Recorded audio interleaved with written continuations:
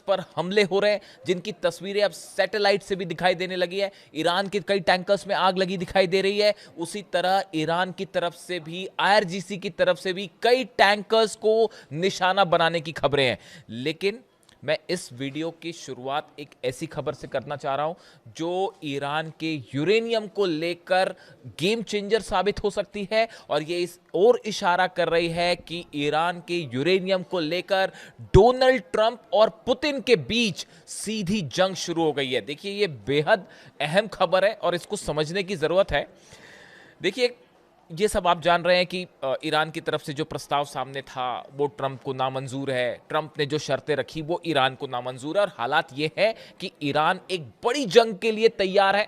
Missiles ready कर दी गई हैं, लॉन्च पैड्स पे, जनता सड़कों पर है और वो आर पार के मूड में है।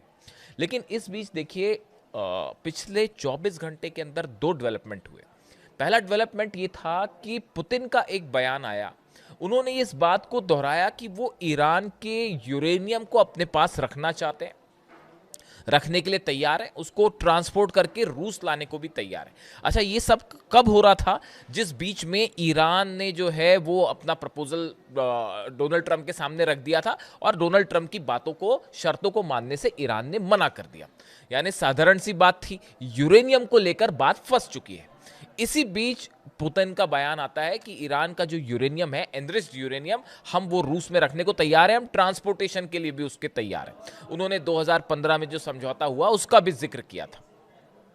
लेकिन जब पुतिन का यह बयान आता है, उसके कुछ ही देर बाद डोनाल्ड ट्रंप का बयान आता है। और डोनाल्ड ट्रंप अपने बयान में क्या कहते हैं? देखिए, डोनाल्ड ट्रंप अपने बयान में कहते हैं कि ईरान का यूरेनियम जहां पर होने का अंदेशा है, असल में ट्रंप ये कहना चाह रहे हैं, जो ऐसा मान के चला जाता है कि जो न्यूक्लियर ठिकाने हैं, सेंटर्स हैं जिस पर अटैक हुए थे 12 दिन की जंग के दौरान, या बाद में भी हमले हुए थे, उसके नीचे मलबे में ईरान का एनरिच्ड यूरेनियम हो सकता है, ये अमेरिका मान के चल रहा है। अब डोनाल्ड ट्रंप क्या कहते हैं? डोनाल्ड ट्रंप कहते हैं कि जिन साइट्स पर न्यूक्लियर एनरिच्ड यूरेनियम है, अगर कोई भी उसके पास भी जाने की कोशिश करेगा तो हम उसको धमाका करके उड़ा देंगे।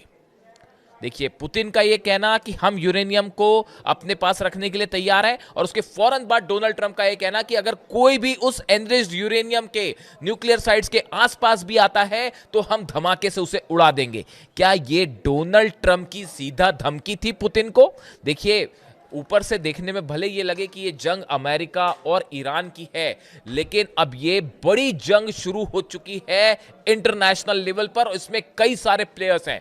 जिनपिंग बड़े प्लेयर हैं, पुतिन बड़े प्लेयर हैं, डोनाल्ड ट्रंप हैं, और ईरान का अपना पक्ष है। अब देखिए, बयान आता है डोनाल्ड ट्रंप का। अब डोनाल्ड ट्रंप ने देखिए क्या कहा। The president went so far as to boast that space forces surveillance is so good that it could identify someone who look to retrieve the uranium. इन्होंने कहा, डोनाल्ड ट्रंप ये कह रहा है कि हमारे सैटेलाइट्स जो हैं वो ईरान के उन ठिकानों के ऊपर नजरें बनाए हुए हैं जहां पर यूरेनियम हो सकता है, और अगर उसको वहां पर कोई उसके आसपास भी आया, उसे हटाने की कोशिश हुई तो हम उड़ा देंगे। क्या डोनाल्ड ट्रंप को यह डर सता रहा है कि ईरान का यूरेनियम रूस जा सकता है? क्या ईरान ने इस यूरेनियम को कहीं हटा के दूसरी जगह शिफ्ट कर दिया है?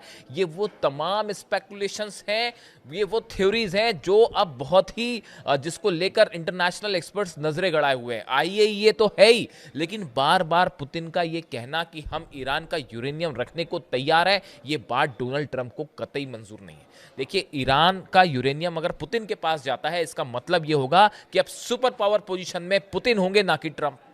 बात नंबर 2, अब ज्यादा बड़ा प्रभाव रूस का होगा। रूस ये कहेगा, देखिए हमने जो है वो समझौता करवाया, कोई नहीं कर पा रहा था, ट्रंप खुद कुछ नहीं कर पा रहे थे, हमने ऐसे हालात में ये जंग को रुकवाया और समझौता करवाया। पूरे मिडिल ईस्ट में अमेरिका से ज्यादा बड़ा प्रभाव रूस का होगा।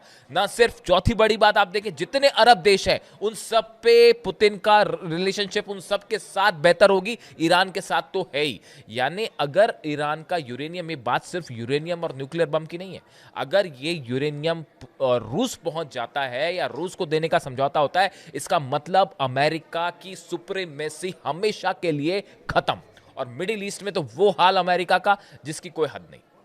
देखिए, यही वजह है कि डोनाल्ड ट्रंप किसी भी सूरत में यूरेनियम को रूस के हाथों सौंपने के लिए तैयार नहीं होंगे। बात नंबर एक। अब देखिए दूसरी बड़ी चीज है, ईरान की तरफ से बात साफ कर दी गई है कि मैं आपको पहले ही कह रहा था कि किसी तरह की कोई डील नहीं हो सकती, ये सिर्फ टाइम बाइंग एक सिचुएशन है। अपने नफे नुकसान के हिसाब से डोनाल्ड ट्रंप कभी सीज फायर कर देते हैं, कभी शेयर मार्केट ऊपर बढ़ाना हो तो बयान दे देते हैं कि अच्छी बातचीत चल रही है, और फिर कभी जो है ज़रूरत पड़ी तो धमकी देने लगते हैं। तो ये सिर्फ जो है अपने फायदे नफे नुकसान के मुताबिक वो अपने बयान दे देते। मैंने आपको पहले से ही कहा था कोई डील नहीं होगी। आपको ईरान की जनता का मूड समझना होगा। ईरान की जनता, आप सड़कें देखिए वहां की, रात को क्या हाल होता है। बीती रात लाखों लोग, हर रात की कहानी है, लाखों लोग सड़कों पे आते हैं, और ऐसा गुस्सा मैंने, आप देखिए बड़ी बड़ी रेवोल्यूशंस जो होती हैं उस समय ये सिचुएशन होती है। अगर आप दुनिया की बड़ी बड़ी रेवोल्यूशंस की बात करें, रशिया की, फ्रांस की, तब आपको ऐसे नज़ारे देखने को मिलते हैं जैसे ईरान में जो लोगों का गुस्सा है, और सबके सब अपनी सेना के साथ ऐसी मजबूती से खड़े हैं जैसे पहले कभी ना हो। यानी देखिए जो खबरें थी प्रदर्शन सरकार के खिलाफ, वो सब खत्म हो चुके हैं। अब आप देखिए वहां की जो ग्राउंड रियलिटी है, ईरान का बच्चा बच्चा एकजुट हो रखा है और अपनी सेना के साथ खड़ा हुआ है। यानी ईरान की जनता कतई इस मूड में नहीं है कि किसी तरह की डील हो। अब हॉर्मुज में आ जाइए आप। हॉर्मुज में ईरान के कई जहाजों पर हमले हुए हैं जिनकी तस्वीरें सैटेलाइट से दिखाई दे रही हैं। खार्ग आइलैंड के पास बड़े हिस्से में समंदर में तेल फैल चुका है, इसकी तस्वीरें सैटेलाइट से दिखाई दे रही हैं। अमेरिका के कई जहाजों पर हमले हो रहे हैं, अब इसका अनाउंसमेंट भी नहीं हो रहा। देखिए पहले तो अनाउंसमेंट हो रहे थे, लेकिन अब हालात ये हैं कि आरजीसी की तरफ से जो हमले हो रहे हैं, कहीं कोई क्लेम नहीं है, बस हमले चल रहे हैं। और अमेरिका के जहाजों को भी लगातार नुकसान हो रहे हैं। कई ड्रोन्स ईरान में घुसने की कोशिश की है, कई ड्रोन्स ने बीती रात उनको सीधा ईरान ने अपने डिफेंस सिस्टम से तबाह कर दिया है। यह हाल पूरे उन द्वीपों का भी है जिनके आसपास जो है जंगी जहाज खड़े हुए हैं। यानी आप देखिए पूरे मिडिल ईस्ट में ईरान के आसपास वो हालात हैं जो सिर्फ इशारा कर रहे हैं कि यहां से बड़ी जंग के अलावा और कोई रास्ता नहीं है। अब देखिए इसके अलावा दो तीन अहम बड़ी खबरें हैं। एक तो ईरान और रूस के विदेश मंत्री भारत आ रहे हैं। ब्रिक्स समिट में विदेश मंत्रियों की बैठक होनी है। इसमें हिस्सा लेने के लिए नई दिल्ली आ रहे हैं अब्बास अराक्ची साहब और रूस के विदेश मंत्री लावरोव। देखिए अब्बास अराक्ची साहब को पहले भी भारत आना था, लेकिन जंग की वजह से वो नहीं आ पाए। वो बायलैटरल मीट थी, बायलैटरल दौरा होना था वो दोनों देशों के बीच में, लेकिन अब ये ब्रिक्स की समिट के लिए आ रहे हैं।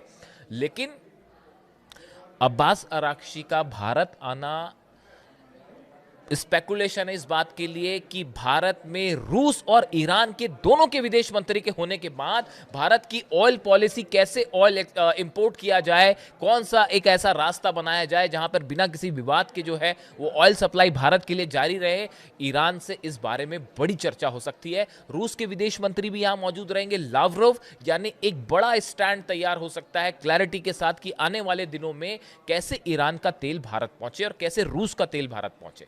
देखिए ईरान को इस समय सबसे ज़्यादा ज़रूरत है, अपना ऑयल रिजर्व उसके फुल हो रहे हैं। मैंने आपको पहले बताए थे ज़्यादा से ज़्यादा ऑयल जो है ईरान एक्सपोर्ट करना चाह रहा है और सबसे बड़े बायर्स में से एक जो है वो भारत है इस समय। तो अब ये सप्लाई ब्लॉकेड की वजह से उतनी फ्री फ्लो नहीं हो पा रही जैसे पहले थी। तो इसके लिए क्या सॉल्यूशंस हो सकते हैं, क्या रास्ते हो सकते हैं, इस पर एक विस्तार से चर्चा बन सकती है इस यात्रा के दौरान। अब्बास अराक्ची साहब की भारत यात्रा बेहद अहम होगी कई लिहाज से, और ये यात्रा ऐसे समय में हो रही है जब डोनाल्ड ट्रंप चीन की यात्रा पे जा रहे हैं। उनकी जिनपिंग से मुलाकात होगी। देखिए ये विजिट ऐसी होगी जो कि शायद ईरान को लेकर और हॉर्मूज को लेकर एक कोई बड़ा फैसला हो सकता है, और फैसला चीन में हो सकता है। देखिए नुकसान तो बड़ा ज़बरदस्त चीन को भी है, क्योंकि ऑयल मार्केट उसका पूरा इम्पैक्ट हो रहा है, उस पर इकॉनमी पर असर पड़ रहा है। देखिए रूस का ऑयल भी जो है, रूस के ऑयल की डिमांड है, लेकिन जो चेन है सप्लाई वाली वो प्रभावित हो रही है। जिस तरह से, जिस रूट से सप्लाई होनी चाहिए वो प्रभावित है। तो ये एक ऐसा क्राइसिस है जिसका पूरी दुनिया पर, अर्थव्यवस्था पर असर पड़ रहा है, और इसके लिए जिम्मेदार है एक राष्ट्रपति की जिद जो अपने जहाज लेके खड़े हुए हैं। ऐसा कई एक्सपर्ट्स की राय है। अब सवाल ये है कि चीन यात्रा डोनाल्ड ट्रंप की, अब्बास अराक्ची और लावरोव की भारत यात्रा, क्या इस बीच किसी एक ऐसा कोई फ्रेमवर्क तैयार हो सकता है जिसको लेकर हॉर्मूज खोलने पर चर्चा हो, या जिसमें हॉर्मूज से कैसे ऑयल सप्लाई जारी रहे इसको लेकर चर्चा हो, इसको लेकर फ्रेमवर्क, इस पर नज़र बनाए रखने की ज़रूरत है। अगले 1-2 दिनों में चीज़ें साफ होंगी। लेकिन देखिए, इसी दौरान खबरें ये हैं कि ईरान ने एक बार फिर बड़ी जंग की तैयारी कर ली है। मुस्तबा खामेनेई ने आदेश दिए हैं अपनी सेना को, मिसाइल्स को लॉन्च पैड्स पे रेडी रखा जाए, ड्रोन्स को तैयार रखा जाए, anti ship missile Abu Mehdi तैयार कर दी गई हैं। बड़ी संख्या में ईरान की सेना का मूवमेंट देखा गया है खार्ग आइलैंड के आसपास, केशम आइलैंड के आसपास। ये वो द्वीप हैं जहां पर हमले हो सकते हैं अमेरिका की तरफ से। यहां पर बड़ा सैनिकों का मूवमेंट है, मिसाइल्स का मूवमेंट है, जो खबरें आ रही हैं। यानी हॉर्मूज एक बार फिर बड़ी जंग की तरफ आगे बढ़ रहा है। और इस बार शायद देखिए, 2 खबरें हैं ईरान से। एक तो मुस्तबा खामेनेई, सुप्रीम लीडर ईरान के, उन्होंने अब कमान अपने हाथ में ले ली है। उनको लेकर तमाम खबरें थी कि वो उन पर हमला हुआ है, उसके बाद से वो घायल है। लेकिन अब जो खबरें हैं वहां से कि उनकी हालत अब कहीं बेहतर है, वो तेजी से स्वस्थ हो रहे हैं और अब उन्होंने सेना के ऑपरेशन को अपने हाथ में ले लिया है। अहमद वाहिदी साहब जो सेना अध्यक्ष हैं, सेना प्रमुख हैं आरजीसी के, उनके बीच में, मुस्तबा खामेनेई के बीच में और अब्बास अराक्ची साहब, ये तीनों सेंटर्स में बहुत अच्छा कम्युनिकेशन है, बहुत अच्छा तालमेल है। और अब जितने फैसले हो रहे हैं वो इन 3 ध्रुवों के बीच में हो रहे हैं।